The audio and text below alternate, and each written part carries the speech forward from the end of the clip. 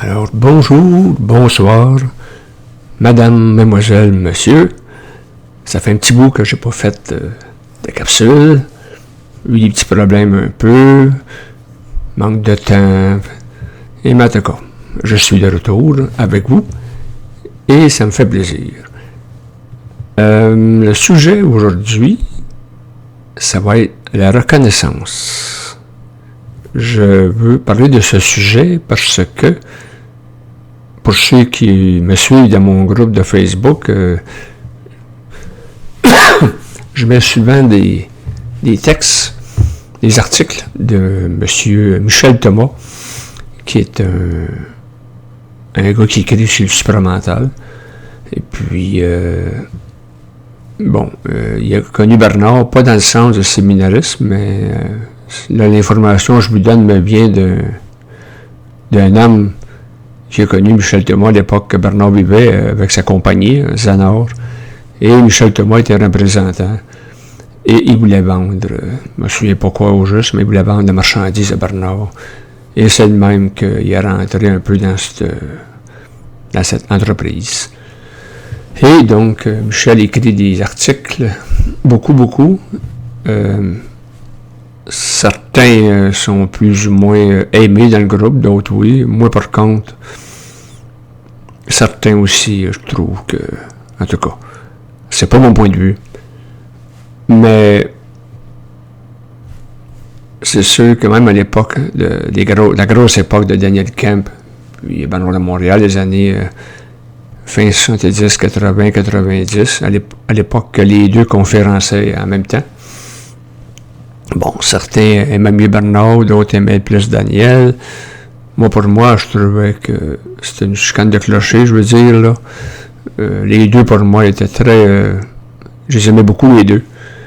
Chacun dans leur vibration. Et pour moi, il n'y avait pas de différence. Je veux dire, Bernard avait son propre registre et Daniel avait le sien. De toute façon, ça aurait été un peu terne si les deux auraient parlé pareil. Excusez, si les deux auraient parlé pareil. Fait que c'est ça, pour vous dire ceci. Et donc, la reconnaissance. C'est que Michel Thomas, il a écrit un texte, justement, ces derniers jours, que j'ai mis dans mon groupe, disant que la reconnaissance, c'est-à-dire vouloir être reconnu, hein, c'est un peu ça qui était, pour vous expliquer plus précis, ceux qui cherchent la reconnaissance étaient, selon lui, ce sont des gens qui finalement n'ont pas un savoir intégral. Pourquoi? Parce que, premièrement, c'est l'ego qui tend à vouloir se faire reconnaître par son savoir et ainsi vouloir se faire reconnaître et, disons, une brèche ou une faille dans l'esprit, parce que l'esprit en lui-même, dans chaque humain, il s'en fout de la reconnaissance, je veux dire, il parle, ou il écrit, puis il se fout carrément, il y a un savoir. Maintenant, là-dessus, je mets un bémol un peu sur l'article qu'il a écrit. Écoutez, comment je pourrais pas dire ça? Moi, dans mon cas, à moi,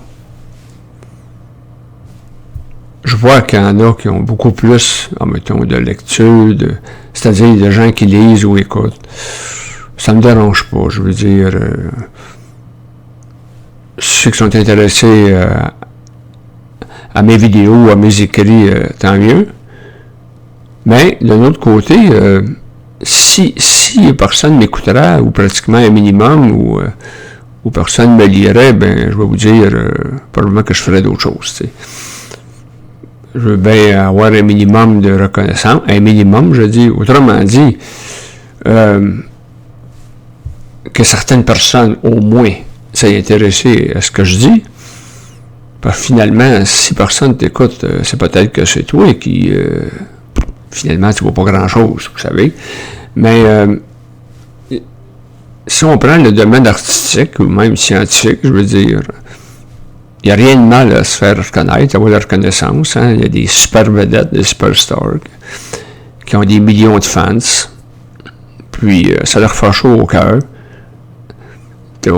Un scientifique, mettons, qui se fait reconnaître parce qu'il a découvert il va être félicité, il va avoir un prix Nobel, il va être reconnu. Mais le scientifique qui a découvert la formule, il ne l'a pas fait pour se faire reconnaître. En tout cas, s'il y en a, c'est sûr que ça devient un problème. Si tu veux juste la reconnaissance, c'est un problème d'ego, effectivement. Maintenant, si c'est le cas,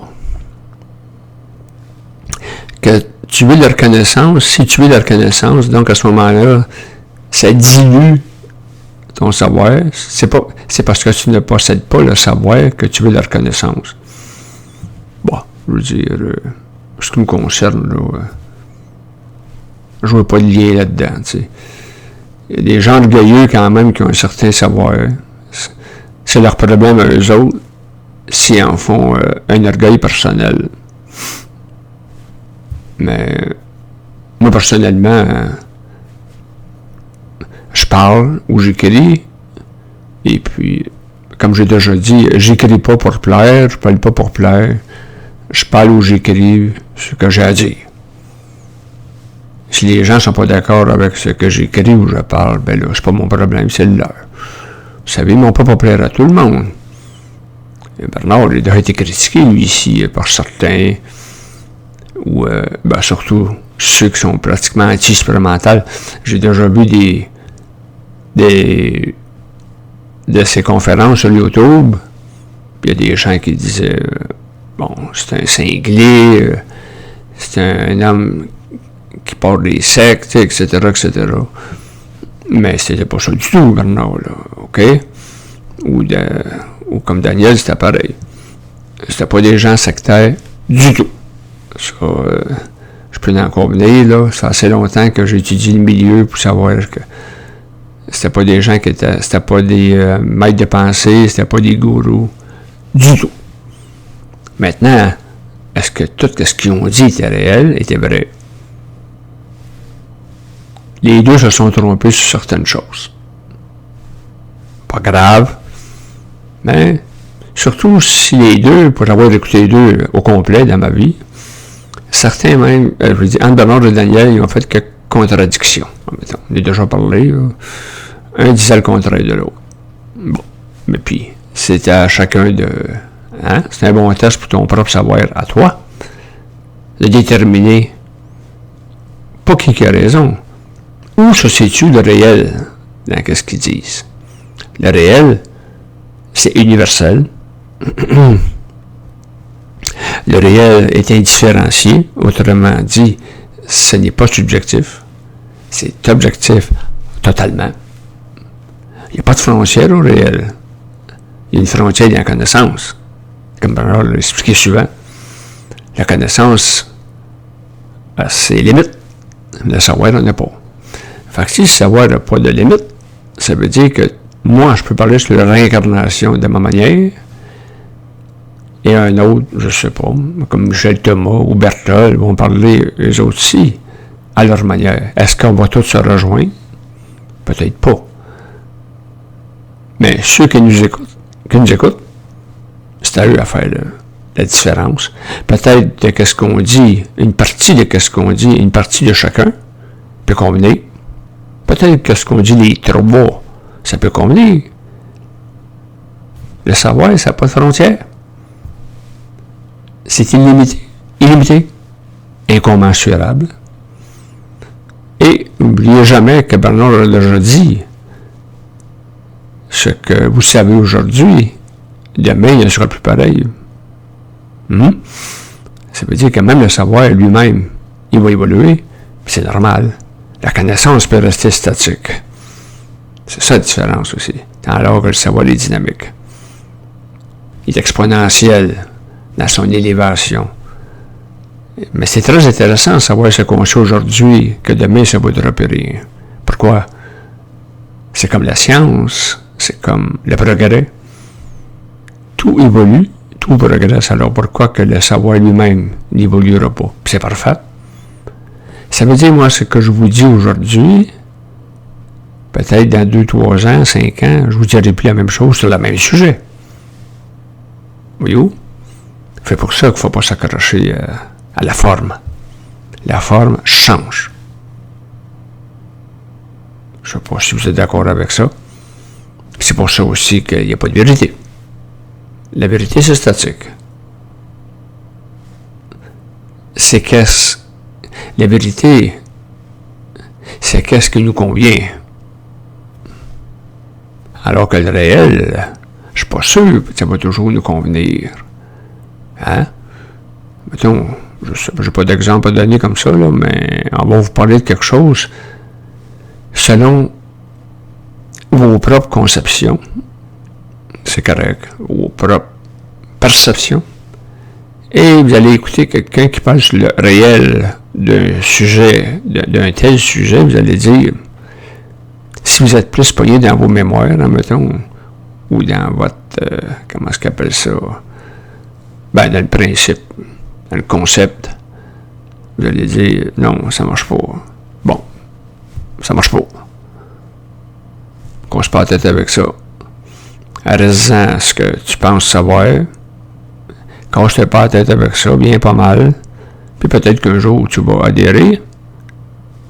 Peut-être parce que tu vas vivre une expérience qui va te faire changer d'idée. Parce que c'est souvent les expériences, d'ailleurs, c'est toujours les expériences qui fait que nous changeons. Si tu n'as pas d'expérience dans la vie ou d'adversité, comme je dis souvent, pour moi, l'humain, il devient toujours réel face à l'adversité. Quelle qu'elle soit. Les impondérables, les problèmes, les contrariétés. Comment mieux s'identifier que l'adversité? Ça peut être par son emploi, ça peut être même par un être cher, une séparation, quelque chose, un problème au travail. C'est quelque chose tout le temps, souvent qui va nous frapper en pleine figure, l'adversité. L'adversité, ça peut être un défi aussi, dans le sens que vous avez quelque chose que vous projetez et ça ne se passe pas comme vous voulez. Vous avez beaucoup de facteurs qui font que votre projet n'avance pas. Est-ce que vous allez lâcher prise? Dans le sens que, pas lâcher prise dans le sens de résilience, mais est-ce que vous allez abandonner le projet? Bon, ça revient à quoi ça? Ça revient à l'intelligence. Moi, la phrase la meilleure que j'ai entendue dans ma vie, elle vient de Bernard, mais c'est la phrase probablement qui peut régler le tout. C'est quand c'est intelligent, c'est intelligent. Pas plus compliqué que ça. Ben, ça dépend de vous, comment vous percevez l'intelligence.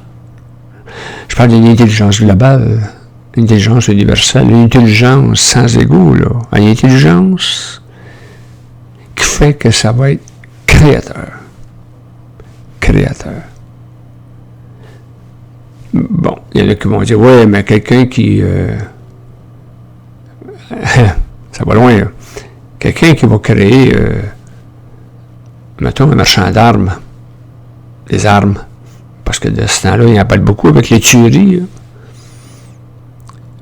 Est-ce qu'un marchand d'armes, nécessairement, agit avec intelligence quand il produit des armes, une manufacture d'armes?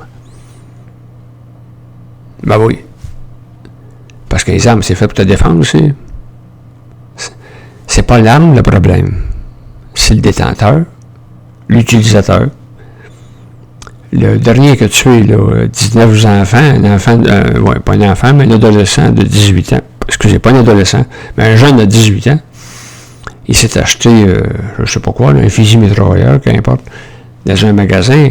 Le gars qui a vendu, lui, il n'a peut-être pas été intelligent d'y vendre. Il a manqué de jugement. Ça, c'est sur le plan psychologique. Sur le plan psychique, il y en a qui vont dire il a été manipulé pour y vendre son arme parce que le jeune, il devait faire ce qu'il avait à faire. Là, ça devient très objectif. Pas sûr que tout le monde soit d'accord avec ça, mais ça peut être fortement ça. Parce que rendu au haut niveau des entités, Je ne parle pas des entités de l'astral, je parle des entités éthériques. Pour eux autres, le mal et le bien, ça n'existe pas. Il y a le drame humain, puis il y a la trame cosmique. Ça, c'est ce que Daniel Kemp disait. Et puis, il était en plein dedans.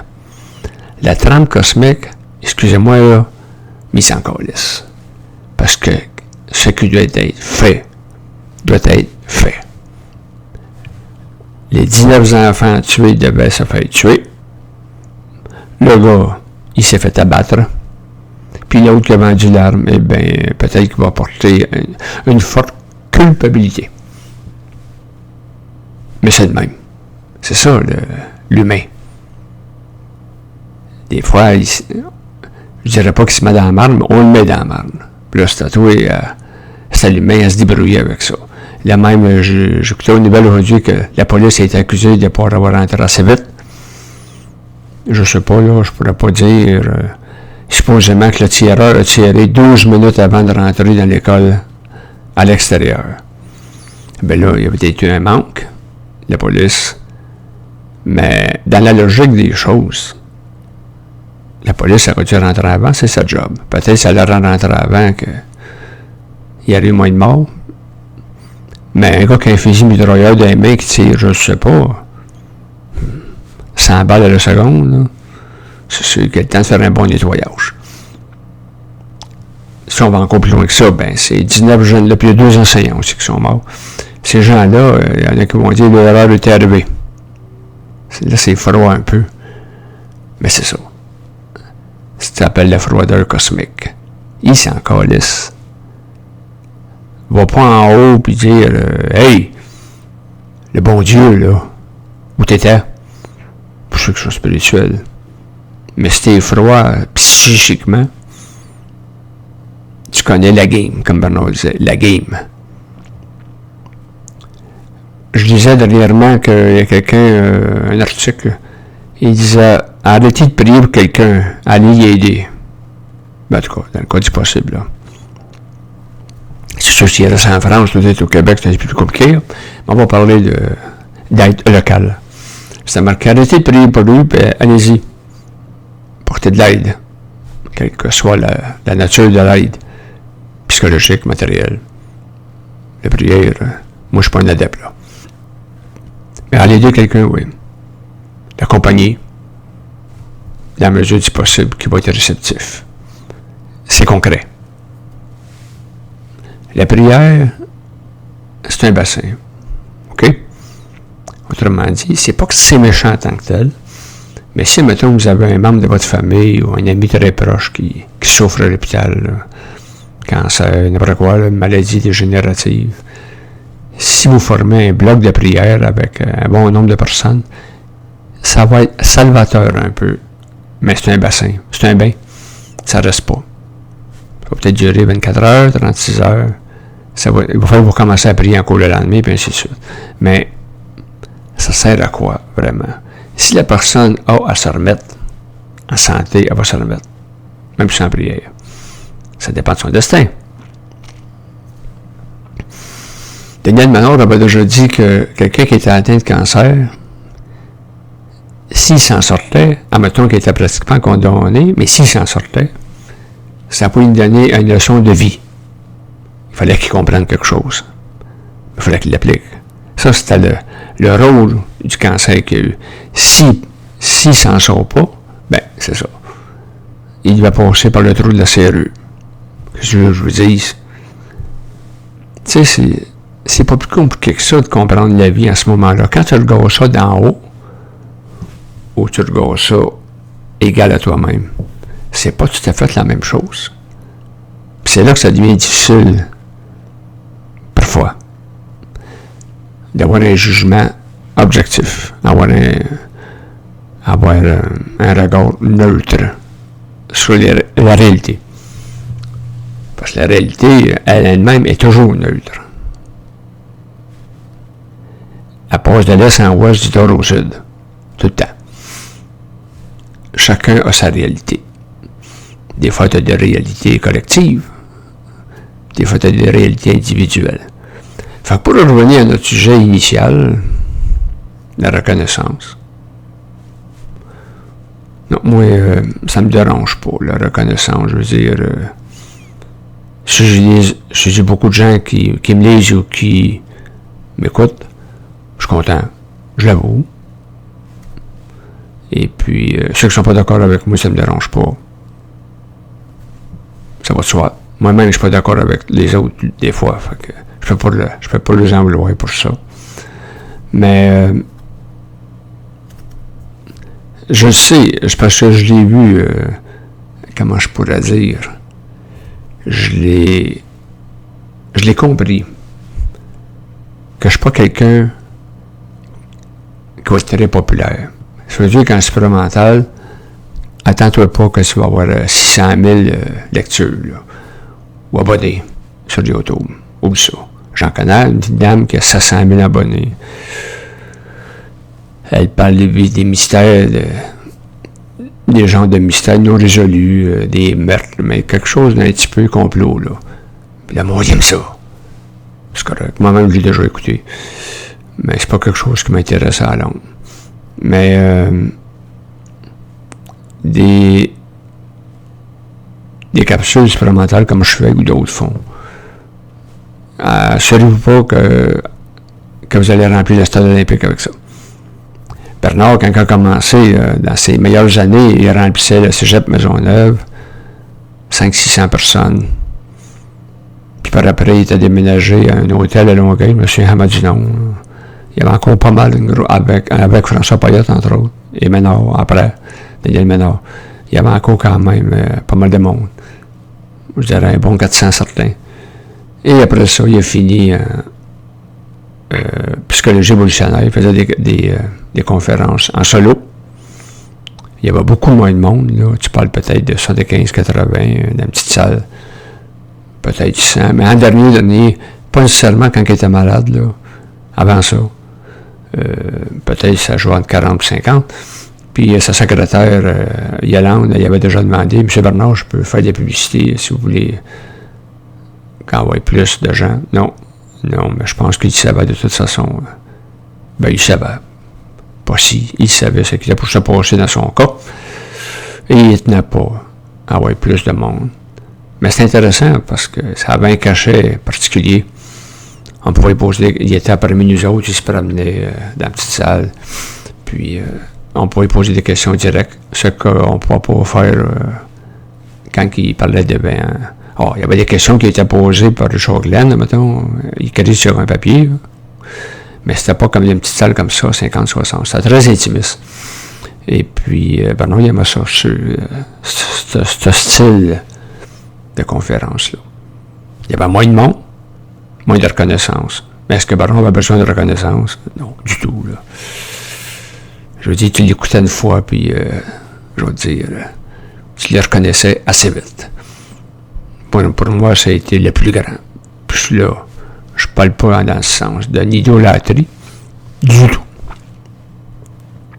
Puis tout ce que j'ai entendu dans ma vie, soit en lecture ou en conférence, écoute, même aujourd'hui, il est loin d'être dépassé, Bernard. C'était vraiment un homme unique. Puis supposément qu'il en passe pas souvent sur la tête de ces gars-là. Le Christ, lui, puis il y a eu des grands entre ça, là, mais des initiateurs comme ça, des initiés, là, on peut y compter. Bon, ben moi, je vais vous laisser là-dessus.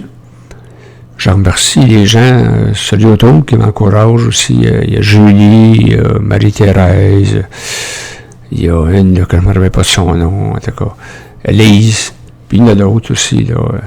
Je vous remercie beaucoup. Les autres, donc, je n'ai pas le rappel des noms.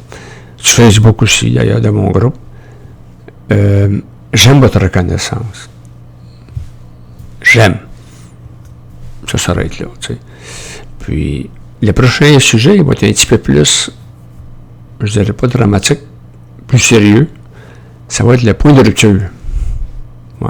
Ça fait longtemps que je vous en parlais. Il y avait lui, puis il y avait la reconnaissance. J'ai choisi la reconnaissance. Et le point de rupture, c'est-à-dire dans notre vie, est-ce qu'on peut avoir un point de rupture dans le sens? Vous savez, quand c'est rupture, c'est séparé. Ça peut être une rupture dans un couple. une rupture, c'est une brisure. Mais moi, je parle de la rupture psychologique qui peut se transformer donc en une unicité psychique. Vous savez, c'est quand Bernard parlait des chocs à l'âme et des chocs à l'ego. Choc à l'ego, c'est pas pire, mais un choc à l'âme, c'est dur. C'est sûr. C'est toutes tes mémoires qui sont touchées. Tout ton organigramme mémoriel est visé. Fait que le point de rupture, c'est-tu que tu vas te ramasser dans un asile, un institut psychiatrique, ou cela va t'avancer dans ton taux vibratoire et tu vas hausser donc ton taux vibratoire puis vivre une vie de plus en plus consciente. Il y a des gens, ça ne arrivera peut-être jamais, mais des gens comme vous, comme moi, comme d'autres qui sont dans une situation psychique particulière, je veux dire, une évolution personnelle quand même, un certain taux vibratoire, c'est sûr que tu peux vivre une affaire de même. Le point de rupture. Vous savez, Nietzsche, c'est un homme, moi, que j'ai toujours apprécié les écrits, et lui, qu'est-ce qui s'est passé, c'est qu'il a fini malade mental. Bernard avait dit qu'il y avait une rupture entre l'âme et l'esprit. Puis, il s'en est pas sorti. Pourtant, c'est un homme qui avait quand même, ok, c'était pas le supramental, Nietzsche, là, mais quand même. Il y avait quand même une certaine intelligence dans ses propos.